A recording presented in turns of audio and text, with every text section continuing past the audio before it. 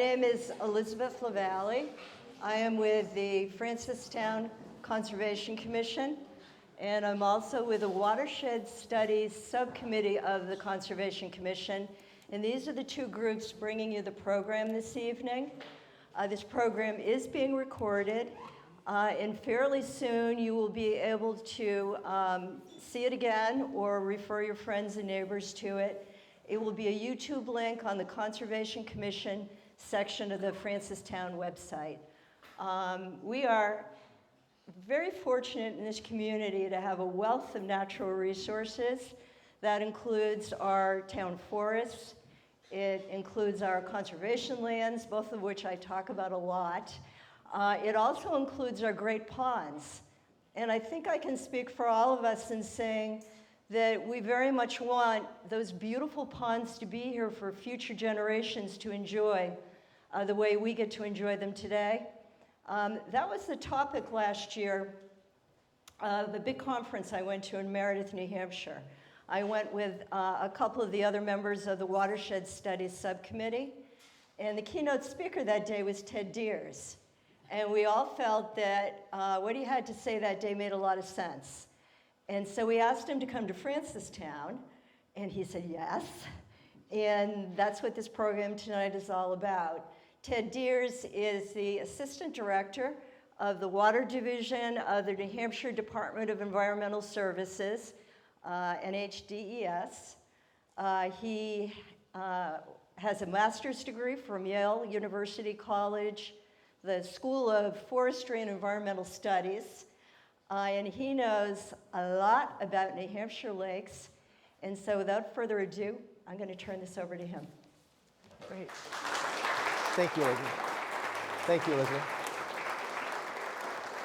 So I am so pleased to be with you tonight, and we got a nice rainy night, and there's really nothing else to do, so you decided to spend it with me, which is really fantastic. And I will tell you that if I ever decide that I'm going to go out on my own and I'm going to do a speaking tour, I'm hiring Elizabeth as my promoter, because she's fantastic, and she really, yeah, absolutely. Round of applause. Right there. Right there. We're going to talk a lot tonight about what people can do in their communities. And so, and this is one example of what people can do. Oh, and there go the bells. We're right on time. She's even punctual. There we go. All right, here we go. So we're going to go a little. I'm going to take you on a little trip today. It's a trip through space and time, a trip through lake management. We're going to talk about science. We're going to use some great science terms that you're going to use at your next cocktail party. We're going to talk about a little bit about conditions. We're going to learn how to read some graphs. You're all going to walk out of here with some knowledge about your own ponds. And we're going to talk a lot about what can we do and what are our tools in our toolbox to be able to make sure that we have the kind of resources that we can pass on to our children and their children and their children. This is a beautiful town. I have had the opportunity to drive around because you have to drive around to get here. You don't happen upon Francistown. I grew up in Colorado, and there's a little town called Hasty. Anybody ever been to Hasty, Colorado? Well, if you blink, you missed it. So that's where we're going to go tonight. And so we're going to spend a little time together. We're going to have opportunity. This is casual. If you have a question, raise your hand, and we'll have some time at the end for questions and answers. And I'll hang around as long as anybody wants to hang around or until they shut the doors. So, all righty. So I'm going to talk a little bit about sort of if you're thinking about a journey, where did we start? I'm not going to exactly start with the primordial soup whence we oozed, but I want to talk a little bit about sort of what did things look like in the past. You know, and I want you to think about this a little bit, because we can't necessarily go backwards. We're going to talk about this a lot tonight. about what does it mean to, what does time mean when you talk about our natural resources? What does the past look like? What do we think about restoration? What is restoration? Can we actually go back to pre-Columbian conditions? Would we even want to? So these are some of the things I want us to really think about, because this is part of, I've done restoration work, I've done lakes protection, I've done all kinds of stuff for the past 33 years in my career. And these are the questions that we always come back to over and over again. And so I hope you have those in your head. But think about this. Most of the lakes in the state, think about Winnipesaukee. Think about Newfound. Think about Pawtuckaway. Pawtuckaway used to be a couple of ponds. But we built dams and we built levees. There's 4 dam structures around Pawtuckaway that create that lake. It's not, and it used to go 2 different directions. And in fact, it still goes 2 different directions depending on how we open the dams. All of these lakes in the state are managed in some manner to give you the ecosystem that you want. Scobie Lake, haunted lake. I want to hear the story of why that's that. But, and Pleasant Lake, these are what they are because we created them to be that way. So what did it look like beforehand? Were these meadows? What about 150 years ago, when this place was wiped slick? There were no trees. I can tell you that there's a whole bunch of lakes in this state that have horrible cyanobacteria problems, not because of what we're doing today, but because of the legacy of deforestation in those places, which put tons and tons and tons, and agricultural use in those areas, which puts tons and tons and tons of phosphorus into the bottom of the lake. So even though the water that is going into the lake is relatively clear today, the cyanobacteria have those nutrients to feed on from the bottom of the lake. That's something that's very difficult to remediate by working on your dirt roads or making sure that your lawn in the backyard doesn't have too much fertilizer or pumping your septic system. Those are different kinds of situations. But think about even over the last 50 years. The Merrimack River, I have data, a really great data set for the Merrimack River. In the 1930s, the average bacteria counts. Anybody ever do any bacteria monitoring? Any fecal E. coli, fecal? All right. So generally the numbers that we see today and you'd be concerned about is if it gets, above like 100, 50 to 100 count, you start to get worried. If it's anything above 1 in your drinking water, you should worry. The Merrimack ran on average 300,000 counts per milliliter. All right, per liter. That is 300,000. That's average over the course of the year. It was an open sewer. Today, we rarely have bacterial impairments on the Merrimack River. So great improvements have also been made. Oops, let's go the other direction. So where are we today? So because I'm a water guy, I'll be on an airplane, and people will and I'll sit next to someone, and they'll say, "Hey, Ted, how's the water?" Fair question.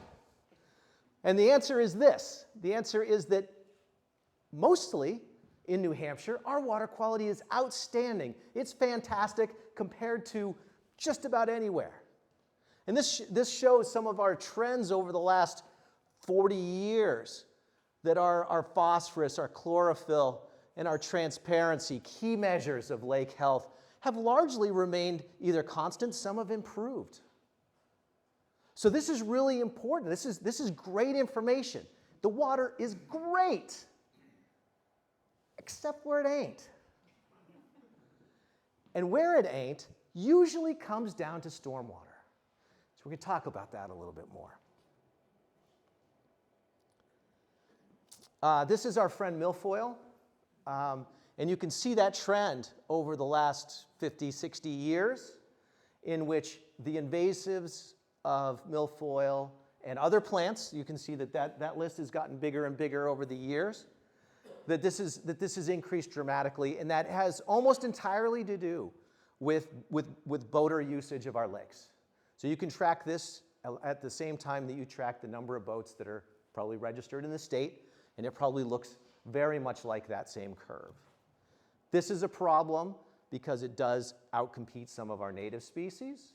It's a problem for some fisheries. It's a problem for people who want to recreate. So we have a lot of efforts going in, and I know that you all have had some success and some challenges here.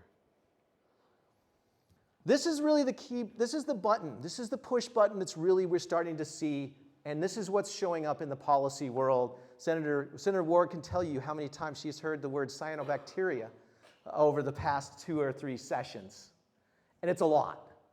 This is what's really starting to become apparent to people, is that we have these cyanobacteria. That first slide of where did we come from? We basically came from cyanobacteria, my friends. The primordial ooze whence we came.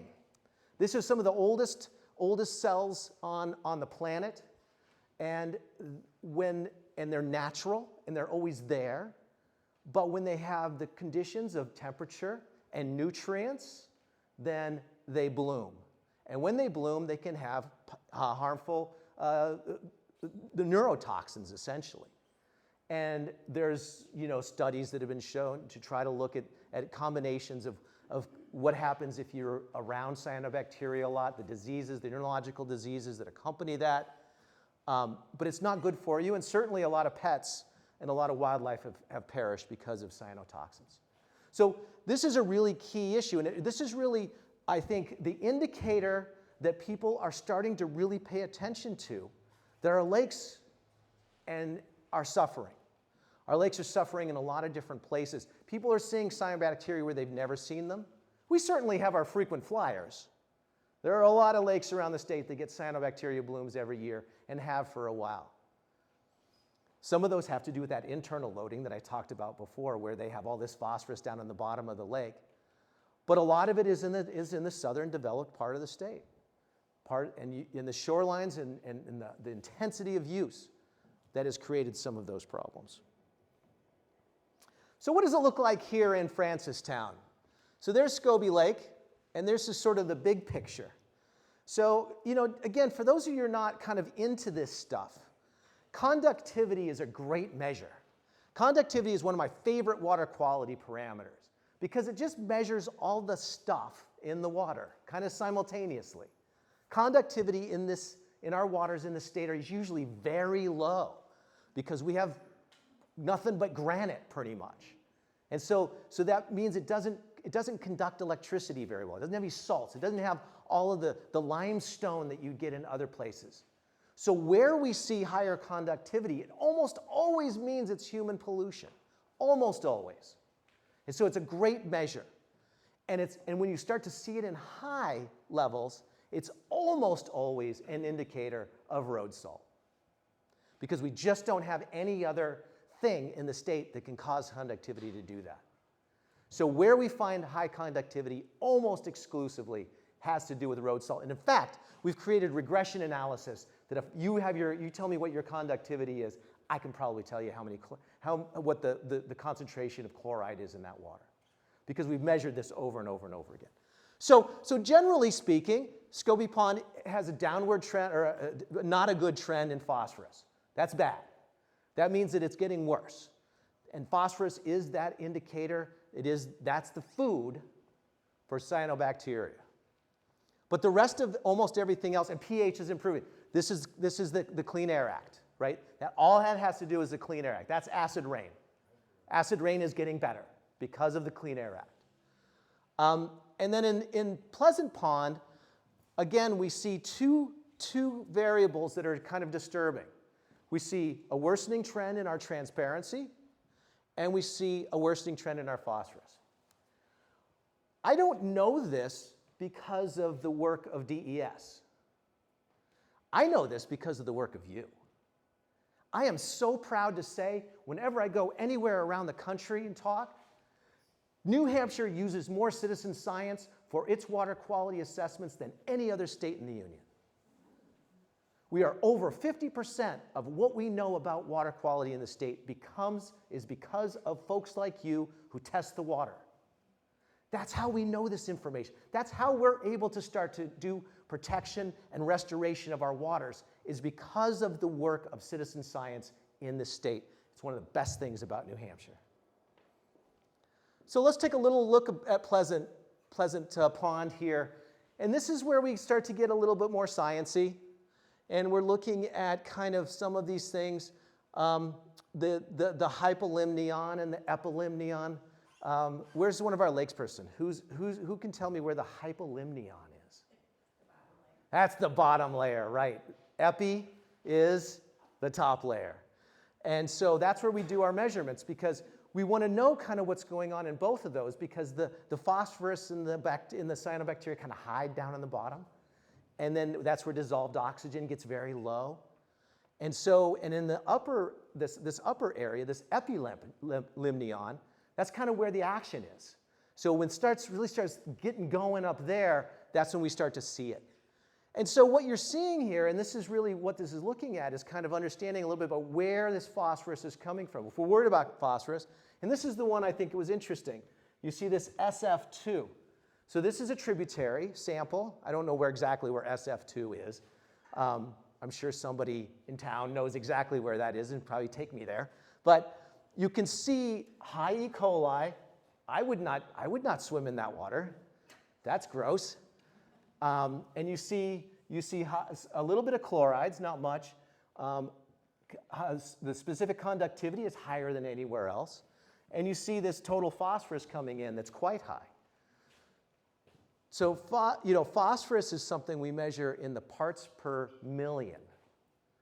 So when we talk about phosphorus, we're talking about very small amounts. When we talk about lakes that have restoration plans, they're talking about taking out 20 pounds of phosphorus a year. 20 pounds of phosphorus at concentrations of parts per million is a lot of phosphorus. That's really hard. It's really hard to take that out. So I want to just kind of put some of this data in context, because this is really, as you start to think about what are our goals? What do we want to accomplish? If you want to reduce the phosphorus coming into a lake, you have to understand where the sources are. What does the watershed around SF2 look like? I don't know, but that's what we would want to know. Do we have protected lands there? Do we have lands that are highly developed there? Do we have dirt roads that are having a problem? Do we have a lot of salt input? These are the things that will become part of the importance of what you do about it. Which brings us around to this, okay, how did we get where we are today? We saw some of our conditions. How did we get there? And this is exactly what leads us to these conditions. It's these stressors. And I want to talk about this because this is really important from an ecological perspective. We talk about the stressor response approach. There's a stressor and there's something that happens. The stressors aren't always what we're measuring, right? What we're measuring is the response. So if we see cyanobacteria, that's the response. That's not the stressor, right? That's not what's causing the problem. That's an indicator of the problem. So what ours coming in, nutrients is the biggest one. Why do we care about nutrients? Everybody needs nutrients, right? If I'm hungry and I eat a hamburger, I feel pretty good. I feel really good about that. I'm not hungry anymore. My body's ready. I'm ready to do the next thing. If I'm hungry and eat 10 hamburgers, I feel pretty lousy. And that's too many nutrients for me. It's too many of a lot of things for me. So, and our ecosystems are the same way. You need to have nutrients, but too much, it becomes a problem. This is people talk about lawn waste, leaves coming off the trees. And so we talk about having too much lawn waste going into the lake. Like if you were to take your entire 2 acres of grass and blow all of those leaves into the lake, that's a problem.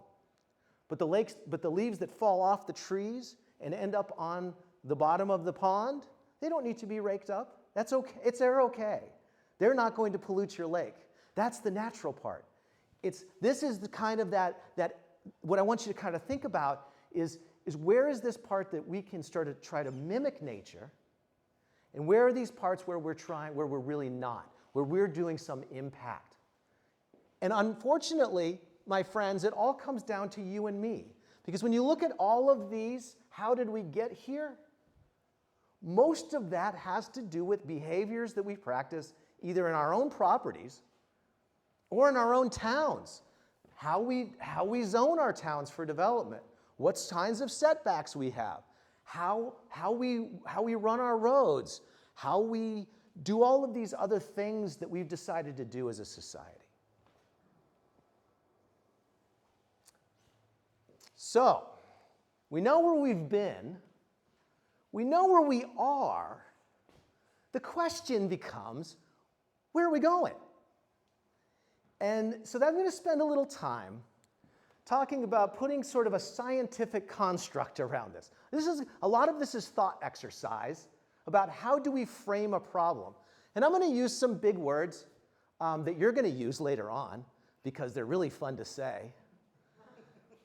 And some concepts that you may know from other walks of life, if you're in psychology or physics or other areas of expertise. You have probably come across some of these very terms because they're really good ways of thinking about problems and how do we solve them.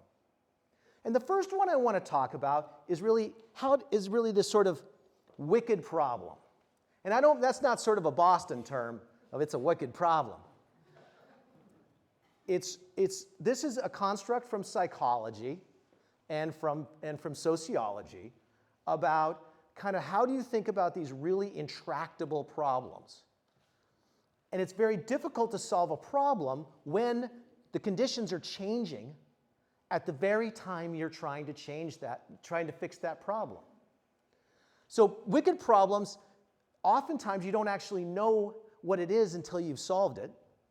That's an interesting concept, which is one of the reasons why I encourage people to try lots of things. Because you don't really know. We think we know a lot about ecosystems. The fact of the matter is we don't. We don't know a ton about it. There's a lot we don't know. And especially about cause and effect. And there's no stopping, right? We can't just sort of stop the train, I want to get off. Because everything keeps changing. We're trying to fix a nutrient problem. We know that cyanobacteria is really influenced by temperature and nutrients, but the temperature is going up. So what does that mean for nutrients? Do we have to do more? Do we have to do proportionally more? These are some of the really challenging pieces, and oftentimes there's no right or wrong. As Yoda would say, there's only to try. The second thing I want to talk a little bit about is about trophic status. So trophic status is really just about the evolution of a lake. A lake evolves over time. And did I miss my cue, by the way? No? We're good? Okay. At one point I have to stop and I have to do a little song and dance, and then we'll continue on. So we're good. Okay, excellent. They captured it. Lakes age in a particular way. And I say this over and over again. Your lake wants to be a meadow. That's what it wants to be when it grows up. Fortunately, that growing up period is a really, really, really long time.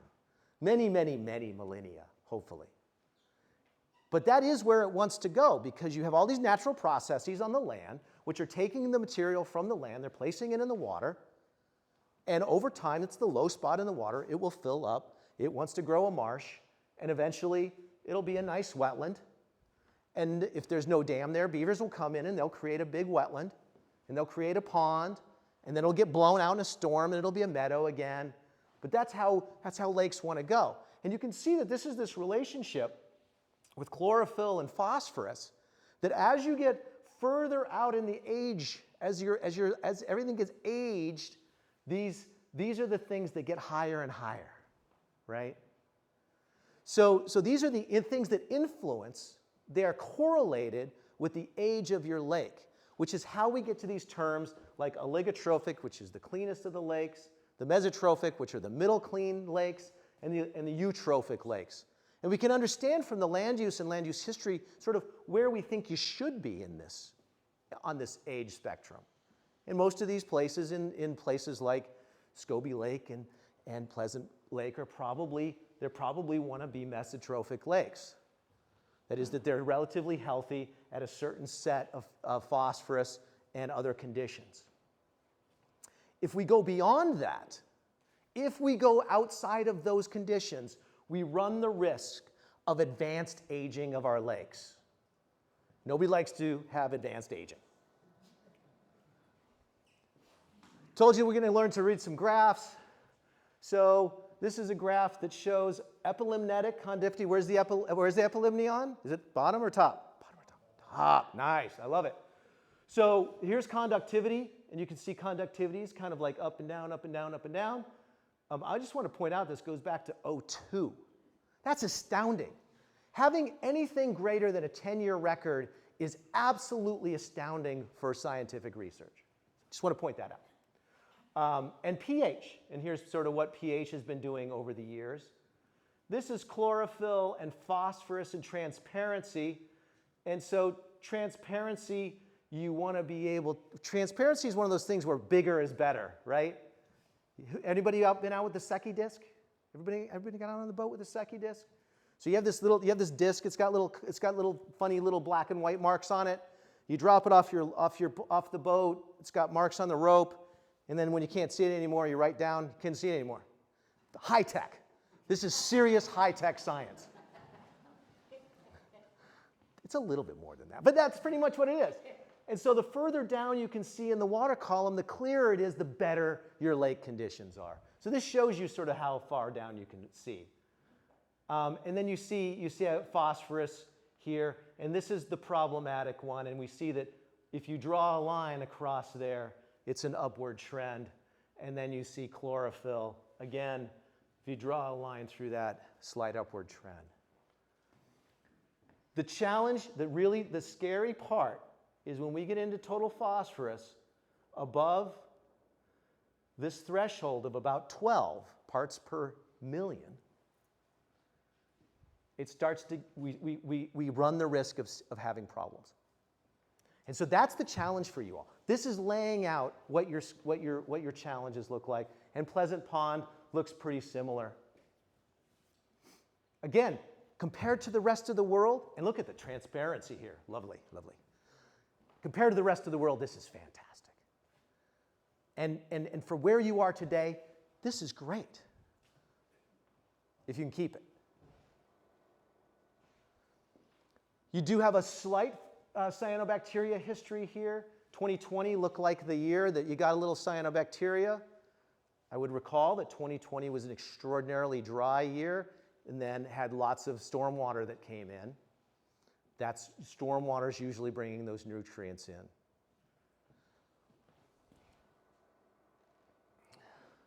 So I mentioned that this is all about aging, the aging of your resources.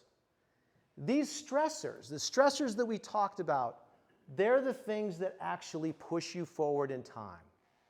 They're the things that advance the aging process. So if those are the things that advance the aging process, what does that really mean?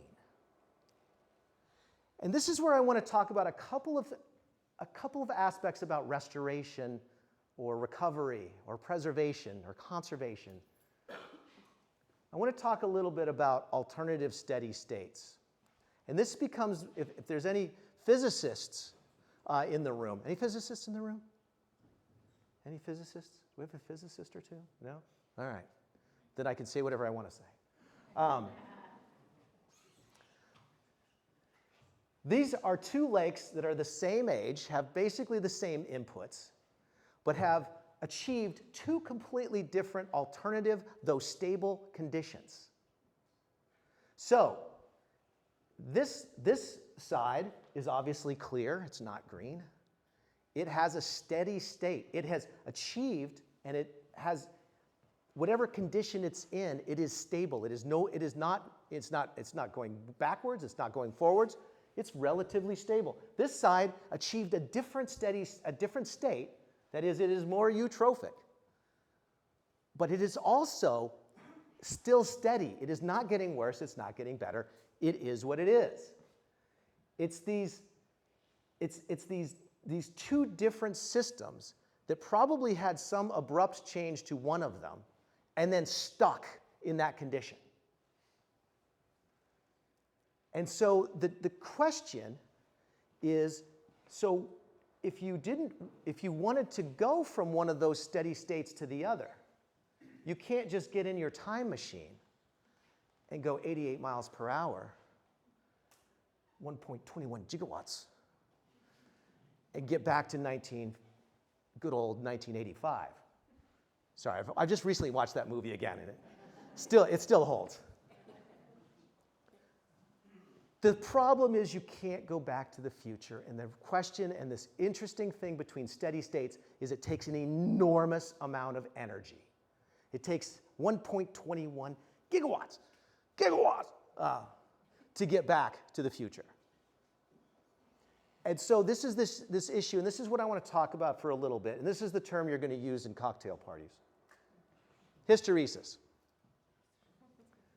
So this is really this idea, and this is a physics concept and it basically is this. There's lots of ways to think about it. One way to think about it is you can't stand in the same river twice. You ever hear that term? Because it's always flowing by you. So whatever conditions you just measured are going to be infinitesimally different than the conditions that you just measured, and it was probably impacted by the measurement you actually made. Anyway. But it's that you can't, the way forward is, the way that you got to a place isn't the way back. In fact, I'm not sure I'm going to find my way out of Francistown the way I came in. I believe that there's some hysteresis that occurs here. If it was smooth and linear, you would be able to go up and down, say that there's a couple of different drivers. This might be nutrients. This might be eutrophication. You should be able to relatively go up and down this phase, from one phase to the other, in a relatively linear fashion, except that this almost never happens in nature. This is what happens in nature. And what that basically says is that if you want to go from one phase to the other, if you're going from a liquid state to a gaseous state, your liquid right up to 211 degrees, right? And then to get that one more degree, to get boiling water, takes an astronomical more amount of energy than it did to get to 100 degrees or 200 degrees, right? This is the basic physics of how heat and entropy and everything else works. The same is true in ecosystems. If you got to, this is the problem with some of the restoration, is that if you got to a place in which you have eutrophication, and you got there by having X amount of phosphorus coming in, it's not just X amount of phosphorus that has to come out. Because it takes so much more energy, because you have temperature changing, you have other things going on. The amount of energy or effort that it takes to get from that place back to a different state is astronomical, and it's not the same path backwards. And this is the challenge, my friends, with restoration, is that we can't think that we're just going to go back to having it look like it did in 1901 or 1801 or 1701 or 1601, because that doesn't exist anymore. That's an alternate state. So going forward, we have to think about all of the efforts. It can't just be one thing. It's never just one thing. So this is kind of, over the course of my career, this is kind of how I've come to think about the world in terms of ecosystems. And this is just according to me. So you take it or leave it, whatever. You won't find this in a dictionary. My term that I like to use is resiliency. Resiliency, in my mind, is maximizing that length of time to get to the next steady state. You don't want to get to the next steady state because of why? Hysteresis. Yeah, right. Exactly. I heard it. I heard somebody said it. Because getting back is really, really hard, right? So we don't want to get to that next. So we want to be resilient. These are the ponds you have are in pretty good shape, but they require energy to remain resilient because everything around them is changing. Restoration is also not getting back to 1701 or 1601 or 1501 or 1401. Restoration is we attempt to mimic the processes to improve lake conditions. We can't recreate them. All we can do is mimic them. And so that's where I really want you to think about as you start to think about your lakes, and as you want to think about protection, and you think about restoration and what you want these places to look like in the future. What combination of these things do you want to achieve? I would suggest that I would focus on resiliency. I think resiliency, because right now you have things in pretty good condition. I think that where you really want to focus your efforts is really on being resilient. Being resilient to the crazy weather. You might have seen me on TV. About the drought. I happen to be the drought coordinator. Every time I call a drought meeting, it rains. I look stupid talking about the drought, but it's pouring rain. I don't look that smart anyway, so this is not helpful. So we have all these other things going on at the same time. I mentioned this again. We have met the enemy, and we are they. I just point this picture out because this has every insult you can have to a lake. Right there in one picture. There's docking structures, there's hardened shorelines, there's probably somebody nourishing their beach with fresh sand. What is fresh sand loaded with? Anybody know? Phosphorus, yeah. You put all that sand on the road, it washes off into the storm drain, it goes off into the lake. Bob's your uncle, there's your phosphorus. It's probably, it's got septic systems. These are probably all on septic systems. Most of those septic systems are probably a 55-gallon barrel that was buried in the backyard by Grandpa. And now you've got a four-member family living there, doing their business into the lake, basically. I mean, and then you've got grass doesn't grow that green without a little help. Right? A little help from its friends. So there's probably fertilizers. Maybe they're good fertilizer. Maybe they're fertilizing at the right amount. People think that more is better. Grass only gets so green. Green is green. You can't get greener. So what are some of your tools? What do you have in your pocket to be able to get to the end that you want? The age of your system that you want, the state of your system that you want.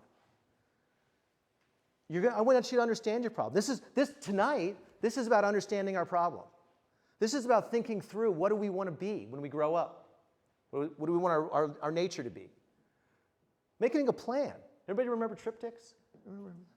Man, I loved a triptych. Wow. Love me a triptych. Can you get those? Can you still get those? Does anyone know? I don't know. Anyway. This is really important. There's a lot of noise going on around us in the environment. We can't control the heat. We can't control the drought. I'm the drought coordinator. I can't do that. Although I did make it rain. Whatever. We can only control what we can control. We only have so many dials to dial. And so we need to choose carefully what is the dial that we wish to dial. How do we want to do that? Adapt. We don't really know the answer. I stand up here, I sound like an expert. I don't know that much. You'll learn. You'll learn from your own systems what works and what doesn't. Find your people. You just found your people. They're sitting next to you. This is exactly how it works. This is how things like this get done. This is how resiliency happens, is starting here. Learning from each other. You have really smart people in this room. Really smart. And then you do the whole thing all over again. It's a rinse, lather, repeat sort of thing. Lather, rinse, repeat sort of thing. Do you need a plan? I think that's a really good question.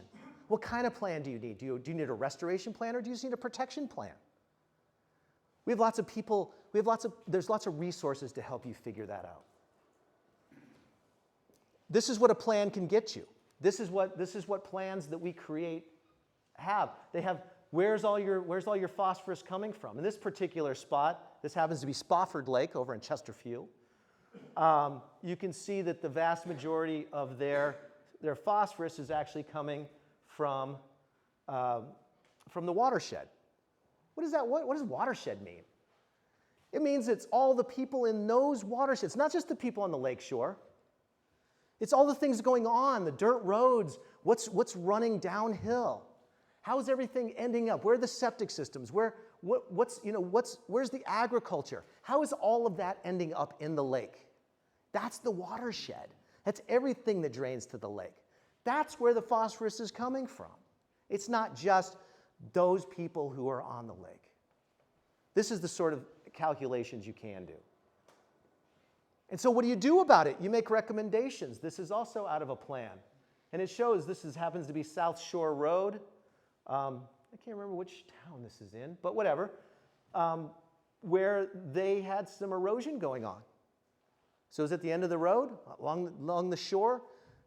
It's amazing the amount of a small erosional area. One road, one dirt road, one crossing, we've funded a lot of projects on boat ramps. Boat ramps eroding into the lake that were dumping tons and tons of sediment into the lake. You just don't see it because it gets replenished every year. One of my favorite subjects is chlorides and salt. Why do we care about salt? I will tell you. Every molecule of sodium chloride that you put on the land will end up in a water body. Right now, because of the low flows, we are having some of our highest chloride levels, highest salt levels that we measure ever in some of our streams. Because over time, all that salt has gotten down into the groundwater, and as it leaks out into the water, and you have very low flows during the summer, the concentrations of salt can be so high that it's fish killer stuff. Every molecule, if you put salt on your driveway, it does end up in the ground and wherever that ground drains to. It doesn't go away. It's a conservative element. In some ways, phosphorus is easier to deal with than chlorides because you can treat for that. You can't treat for chlorides, so use this small amount as possible to get the public safety result that you need.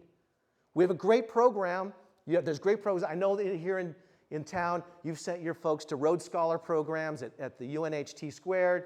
We have a Green Snow Pro program. I encourage any commercial applicators to do that. And we now have a municipal program for voluntary salt reduction. These are tools in your toolbox. I just want to note that this requires a cultural change. Sidewalks should not crunch. Say it with me. Sidewalks should not crunch. One more time. Sidewalks should not crunch.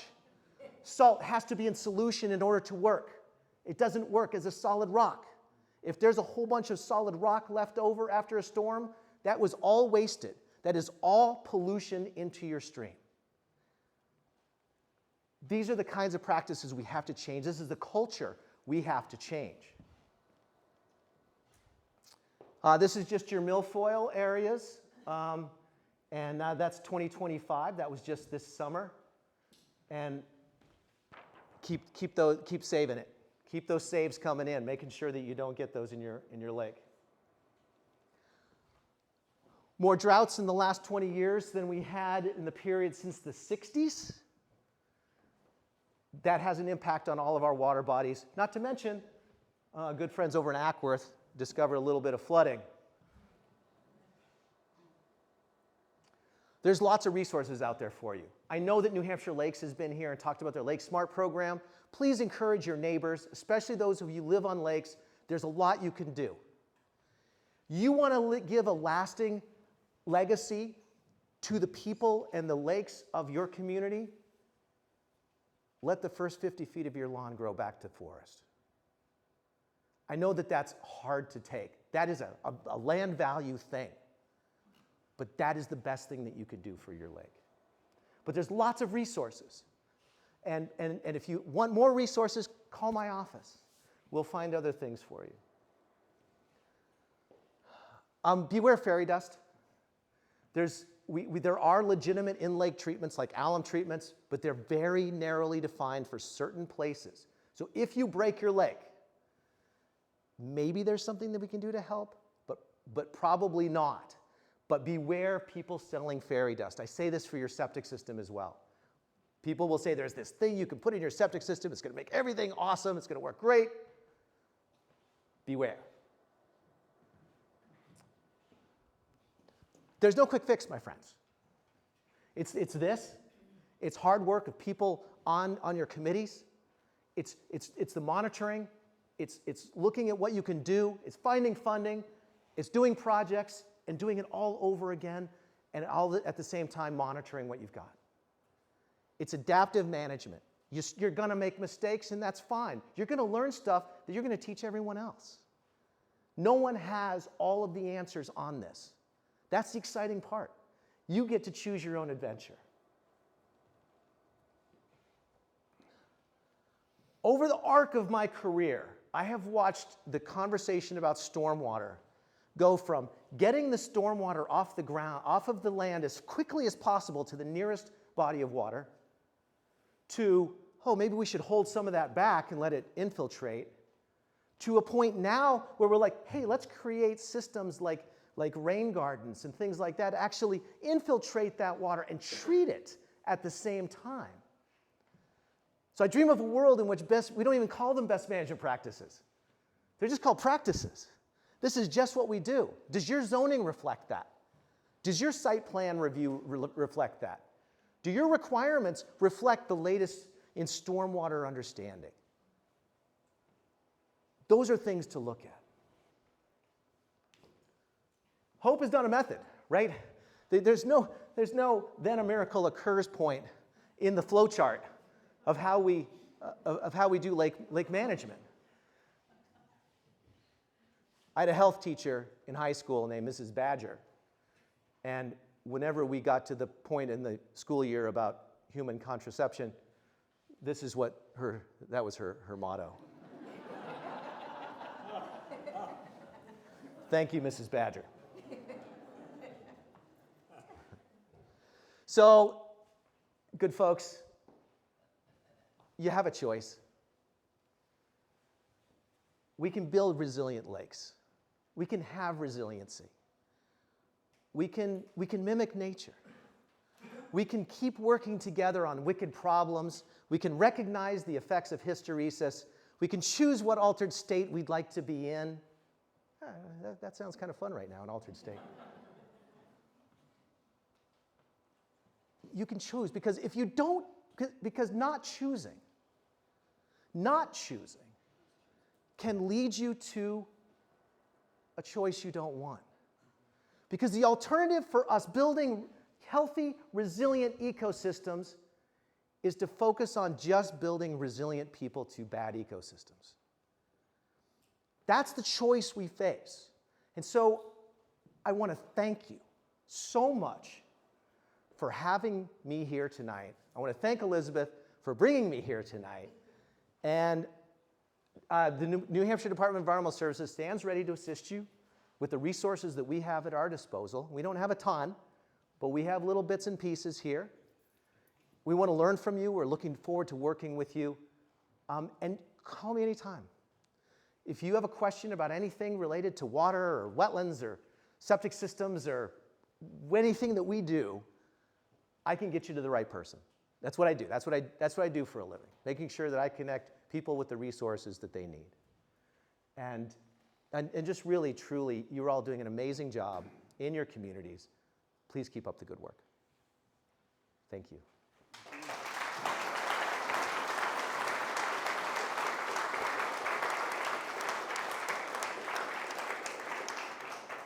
So we have some time before they kick us out. I don't know if they kick us out, but we have some time. Somebody's probably got the key to chat. So, stump the chump. Let's do it. All right. Yeah, go ahead. Going to your chart on Pleasant Pond, where you had the really high E. coli number for SF2. Sure. None of the other locations had any number at all for E. coli. Yeah, that probably meant that they didn't have any data. Or it was non-detect. Probably should have said non-detect if it was non-detect. But it probably meant that it may have been during a dry period, and that was the only tributary that was flowing. So I don't know. These are the things when you dig into data, but you're asking the right question. You're asking exactly the right question. Were we collecting data there? Was it a non-detect? What do we know about these other tributary watersheds? Exactly. This is why data is fun, is because we get to torture it. Yeah, go ahead. You mentioned to me earlier that you thought there might be some legislation proposed about salt containment. Yes, I'm sorry, and I'll repeat the questions. Yeah, so the question is about salt storage. We were discussing that in Deering? Yes. Before the meeting, and I was just noting that there is a bill, there's an LSR from Rosemary Rung, Representative Rung from Merrimack, that is looking at salt storage. I haven't seen the text, I don't know what it says, but it does say salt storage. So I think that she's thinking about something related to that. It's a big issue. I go places that have just a salt pile sitting there, and that's, you see this long white stain on the road that goes down to the nearest stream or wetland. Does that mean there's no current legislation that establishes standards for salt storage? So the question is are there currently salt storage standards in state law? The answer is not to my knowledge. Other questions? Yeah, go ahead. Do you see a lot of logging operations that really hose up ponds and lakes? So the question is, do we see a lot of logging operations that are problematic? There are problematic players in every industry. I would say that in general, the forestry industry is pretty good. We do see problems every once in a while. The much bigger problems are where we have a development project where they're stumping. Because the good thing about a forestry project is, it's in and it's out. They're not there for years. So if they muck up a stream one year, yes, that's bad, and please tell us. It's actually Department of Natural Resources or Natural Resource NRC or DNCR, Natural and Cultural Resources. They keep changing their name. The foresters there are the ones who follow up on that stuff. So yes, those are, that can be a challenge, but by and large, foresters and loggers have a long history of trying to do the right thing for nature, because that's their livelihood. I have a little soft spot. I studied forestry, so I do have a bias there. I may have some blinders. So, but yeah, go ahead. Somewhat contrary to your framing of the whole thing as a wicked problem, the question I have is, with the milder winters that we've been experiencing, how does that affect all the lakes? I mean, does that really accelerate the evolution of all lakes? So there's a great question about we've having warmer winters, and what does that do to our lakes? We think, again, it's hard to study something as it's happening. What we're seeing a trend in is we're seeing earlier and earlier ice out. So if you think about the natural processes that occur in spring, you have your ice out, things get warm, the lake turns over, right? Lakes stratify during the spring and the summer, and then they turn over in the fall. So that stratification, so there's a thermal stratification, and those of you who've measured, you've been out doing lakes, you measure the temperature going down and you find out where it changes, and that's the change from the epilimnion to the metalimnion, and then into the hypolimnion is below that. It's where it's cooler. So there's this very drastic temperature change that occurs. It's a stratification. That has a big impact on how nutrients move around in a water body. So the earlier you start that process, it means that you have a longer summer period in which you have that stratification setting up. So it's a longer period of time in which you have the potential for cyanobacteria to grow. You have warmer temperatures, which again feeds those nutrients. You end up changing the entire dynamic. What does that do? We don't really know yet. We think that may contribute to additional cyanobacteria blooms, but we don't know. And so this is one of those things that's going to be studied, I think, a lot over the next few years, is to truly understand what are the implications of earlier ice out. It changes the hydrology of an entire watershed in some ways, because instead of that, especially if you have earlier thaws, it means that you have that early thaw, which brings all of that water down more quickly, and then you end up with a drier condition earlier in the summer than you did before. All of those are dynamics that we don't really truly understand how that all interacts. And I would just throw in another plug for my friend sodium chloride. if you think about salt, and what does salt, if you go to the beach and you want to, and you're dying of thirst, you're next to the ocean, you're dying of thirst, and you want to find water, you can go to the sort of upper edge of the beach, dig a hole, and you can drink fresh water out of the beach, even in an island surrounded by ocean. Why is that? What's that? Filtering. No, well, there's that, but it's not filtering the salt water. Why do we find fresh water? It's light. It floats on the salt water, right? So when you think about if you have a tributary to a lake, and it's loaded with salt, and it's loaded with phosphorus, and it's loaded with sediment and other stuff that's in there, what does it do when it hits that water body? It sinks. And it takes with it all of the things that are in that water. If it does that, it means it's taking those nutrients instead of to the top layer where it can then move off or get used up by plants and animals at the top. It's pushing it right down into the bottom where it sits, and it feeds the cyanobacteria, and then the cyanobacteria come up to the top, and then they bloom, and then everything looks nasty. So there's an emerging body of science showing this connection between impacts of chlorides and impacts of phosphorus on freshwater bodies. This is this whole set of stressors that we are trying to understand. That was way more than you asked for. Sorry, go ahead. So I know salt's a good friend of yours, as you're saying, but you're talking mostly about sodium chloride. Yeah. Can you say something about the use of calcium chloride Sure. and magnesium chloride, particularly on dirt roads in watersheds? Yeah, so I will say it again. Every molecule of salt that you put down in a watershed, no matter what time of year, will end up in that water. It does not go away.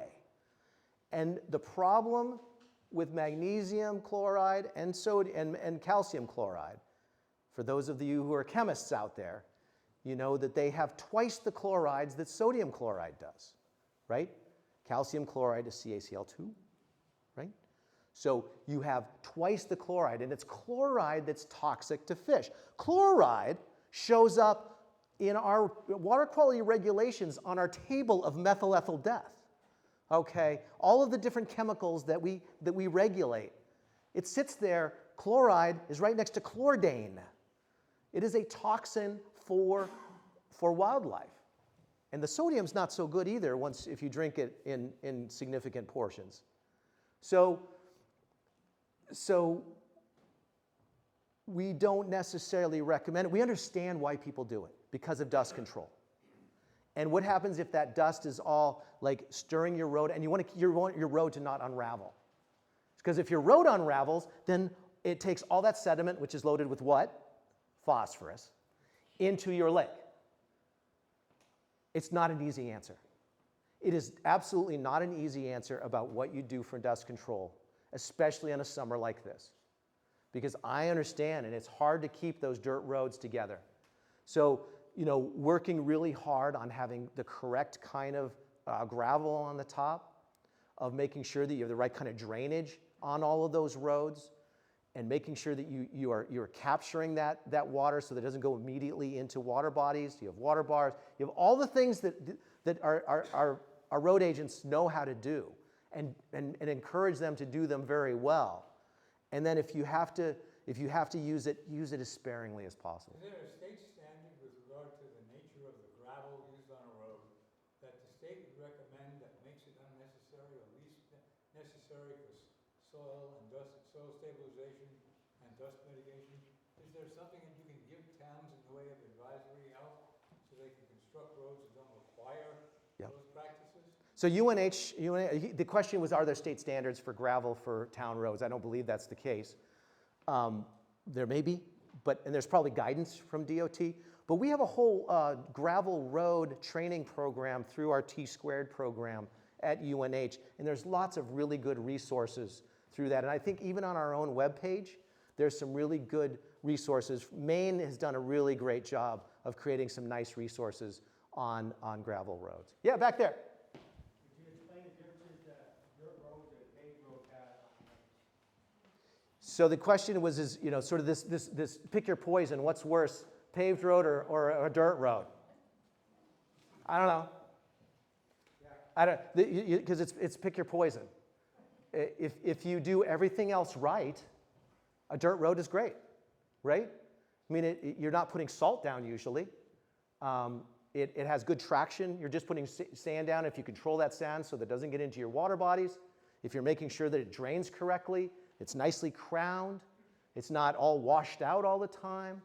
You know, that takes a lot of maintenance to make a dirt road really behave well. This is New Hampshire. It's really hard. It's really, really hard, especially with the precipitation that we've had recent. Last summer was brutal. You just get the road done and then it would wash away. I don't know how much gravel was poured into my road. Tons, tons, tons. And I know exactly where it went. So on a paved road, the problem there is that everything goes off so much faster. And so the question is, again, how well is it maintained? Do you have good roadside ditches? Are they sending them to places where the water can infiltrate? Is one easier than the other or less expensive than the other? So again, I think this question about roads, is it more expensive? It clearly, getting the initial cost of paving a road correctly in New Hampshire is astronomical. Astronomical. Because you have to have all the right road base. You've got to have it so it's all put together correctly. And then you've got to commit to paving it every however many years. The better you do the better you do the underlayment, the better you do the sub road, the longer it lasts.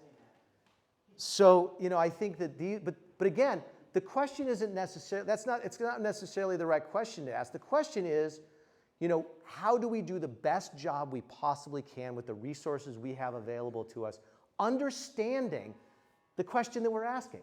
Is this a good thing? What is the problem here? Is there a problem here? And if everybody's honest in looking at that and doing the best they can, where are the dials that you're going to turn in your community? Yeah, go ahead. On your list of potential problems with development septic systems, you did not list agriculture on there, but you did have it as you mentioned it. Sure. Did you leave it off the slide intentionally, or do you not necessarily see agriculture as a problem, bringing phosphorus into the watershed? It's a great question. The question was really about agriculture, and did I not mention it specifically in terms of our stressors? It's absolutely a land use. So it's a legacy land use. I can tell you that I know of places in which in the 1940s, 50s, NRCS, or the precursor, Soil Conservation Service, essentially brought train loads of phosphorus fertilizer to farms. Just dumped it in quantities that could never be absorbed by that soil. And I know of places in New Hampshire that have huge runoff issues from that legacy of agriculture. I also know that right now, if you're buying phosphorus and throwing it on a field is an extraordinarily costly proposition. Most farmers are not going to use more, and in fact, the current farming techniques are such that you're really utilizing the nutrients that you can get as well as you possibly can, as efficiently as you possibly can. And the nature of agriculture in this state has changed dramatically over the last 20 years. We have more farms today than we've probably had in 100 years, but they're smaller, they're tiny. Most farms are very small, on the order of a few acres. Whereas in the past, we had giant farms with dairy farms, and there was probably some questionable land use practices that were going on. But if you're talking about the difference between what is a subdivision and the runoff from that versus the runoff from a farm, again, well managed, a farm utilizes very well the nutrients that are in those soils. And those people who are doing regenerative farming, that's their whole deal. is keeping the carbon and nutrients in the soil as best they can. And that tends to be now what most farmers are doing on these very small farms because it's too expensive to buy nutrients. So do I think that farms' poo don't stink? No. I can identify some problems with farms, but by and large, if you're giving me a choice between keeping something in a farm and farming versus a farming in subdivision, I think I'll take the farm and farming. One more question. Last question, right there. So are there any recommendations for alternatives to using sodium chloride, such as molasses that some towns are starting to incorporate? So the question was about alternatives to chlorides. There aren't great ones. There are some. Usually, if you find something like beet juice or molasses, or there's all kinds of other stuff that people are putting in. Usually they're wastes from some other process. Pickle juice, volcanic ash out west, beer waste in Wisconsin, cheese waste in Wisconsin. I went to college in Wisconsin. I like to pick on Wisconsin. Come to Wisconsin, smell our fresh dairy air.